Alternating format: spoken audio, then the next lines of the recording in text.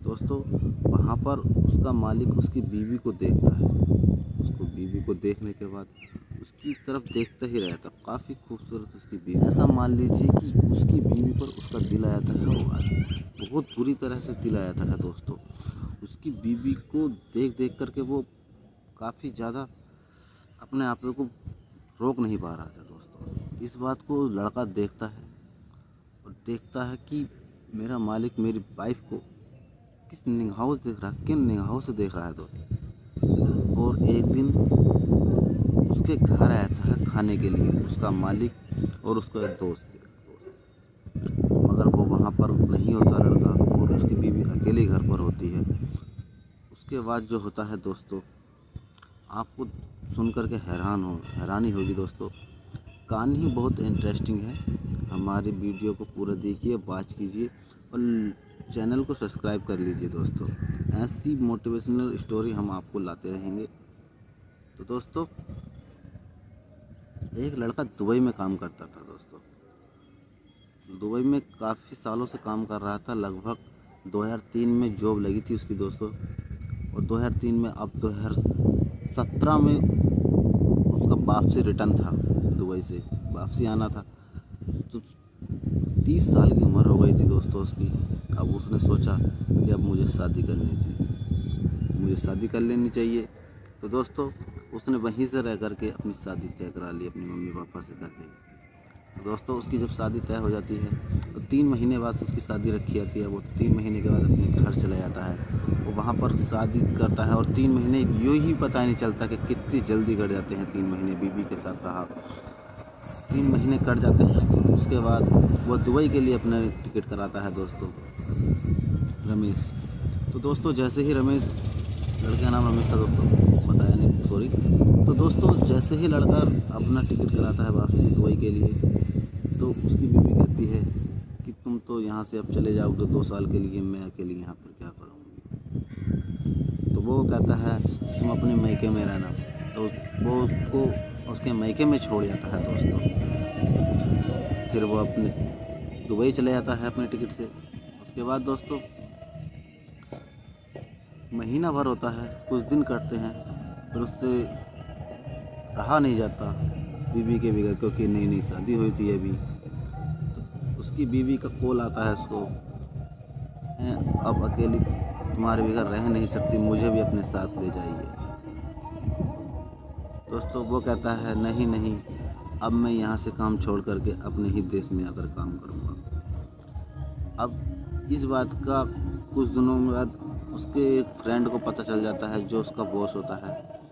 तो उसके बॉस का भी एक बॉस था। तो वो कहता है अब अपने बॉस से, उसका बॉस जो है रमेश का बॉस जो है सुनील था। सुनील का बॉस जो था दिवेश था। तो दोस्तों सुनील दिवेश से कहता है सर ऐसे ऐसे ये लड़का काम छोड़कर जाने कह रहा है। तो दिवेश कहता है नहीं, ये तो बहुत काम का बंदा है, अच्छे खासे पैसे भी हम इसे देते हैं, फिर भी ये काम छोड़कर क्यों जाना चाहता है, और इसके बिगड़ तो हमारा सारा काम बंद हो जाएगा। तो दोस्तों दिवेश और सुनील दोनों प्लान बनाते हैं कि अब इसको यहीं पर रोकने का क्या सोचा जाए। तो सुनील कहता है कि सर इसकी बीवी को यहीं पे बुला लीजिए। तो दोस्तों इंडियन बीवी को वहाँ पर बुलाना अलाउ तो होता है, कोई परेशानी नहीं है, लेकिन वो उन निगाहों से नहीं देखते वहाँ के लोग, दुबई के कुछ और ही निगाह से देखते हैं दोस्तों। तो दोस्तों वो कहते हैं ठीक है देखते हैं, उनको वही बुलाना पड़ेगा, ना तो ये यहाँ चलेगा तो हमारा सारा काम जाएगा दोस्तों। तो दोस्तों उसकी बीवी को वहाँ पर बुला लिया जाता है। दोस्तों ऐसे ही कुछ दिन रहा जाता है, उसको प्लेट दिवा दिया जाता है। तो दोस्तों जब वो कहता है सुनील कि आप तुम अच्छी तरह रहने लगे हो, मैंने हाँ रहने लगे हैं, अब तो जो है पार्टी हो जाए, दावत हो जाए, हमें कोई पार्टी उठी तो दावत करना चाहते हैं। वो कहते हैं ठीक है सर पार्टी लीजिए, हम आपको पार्टी दे देंगे। तो वो कहता है नहीं, पार्टी तो सिर्फ हमें आपके बीवी के हाथों से खाने की बाद ही पार्टी लगेगी। पार्टी हम जब लेंगे जब आपकी बीवी हमें अपने हाथों से खाना खिलाएंगी, आपके घर आकर के हम खाना खाएंगे। तो वो इनकार करना चाहता था दोस्तों, लेकिन इनकार भी नहीं कर सकता। कहता है ठीक है आ जाइए। दोस्तों वो उनके घर चले जाते हैं। एक दिन बृहस्पतिवार का दिन तय करते हैं वो दोस्तों, उनके घर चले जाते हैं और जा कर के बैठ जाते हैं सोफे पे। सोफे पर बैठने के बाद दोस्तों सुनील कहता है तो खाना वाना जैसे खाना होता कहता है दोस्तों, अरे हमने खाना वाना तो सब खा लिया, अपनी बीवी से नहीं मिलवाओगे, मुँह दिखाई नहीं कराओगे क्या? तो दोस्तों बुलाता है, उसकी बीवी का नाम रेशमा था। रेशमा को बुलाता है कि रेशमा इधर आइए, और मेरे सर बुला रहे हैं और इनसे मुलाकात कीजिए। दोस्तों आती है रेशमा और उनको देखती है। रेशमा को देखते ही रहते सुनील और दिवेश दोनों ही देखते रहते। काफ़ी खूबसूरत बेहतरीन और 20-22 साल की उम्र की लड़की थी दोस्तों। तो दोस्तों उसको देखते रहते हैं और सुनील कहता है आपकी बीवी तो काफ़ी सुंदर है यार, काश, वो कहते काश कैसा, काश हमारी भी शादी हो गई होती, हमारी बीवी ऐसी होती। दोस्तों इस बात को फिर उसकी बीवी चली जाती है। इस बात को सुनील कहता है, दिवेश भी देखता रहता था, काफ़ी खूबसूरत बीवी है इसकी तो ये। तो दोस्तों फिर वो उसके बाद अपने घर चले जाते हैं, अपने फिर अगले दिन अपने ऑफिस जाते हैं। जब ऑफिस जाते हैं दोस्तों उसके मालिक से रहा नहीं जाता कि जाऊँगा मैं, फिर जाकर किस दिन बात करूँगा जब इसको मैं काम पर लगा जाऊँगा। तो दोस्तों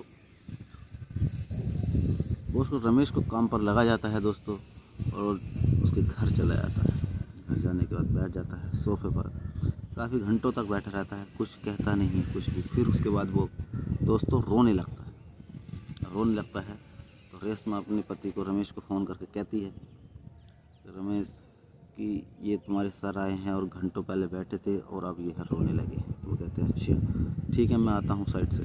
वो जैसे आए, आने का देखा तो उससे पूछा कि तुम क्यों रो रहे हो? वो कहता है कि दोस्त मैं रोना नहीं चाहता लेकिन मैं रोना पड़ रहा है। क्यों?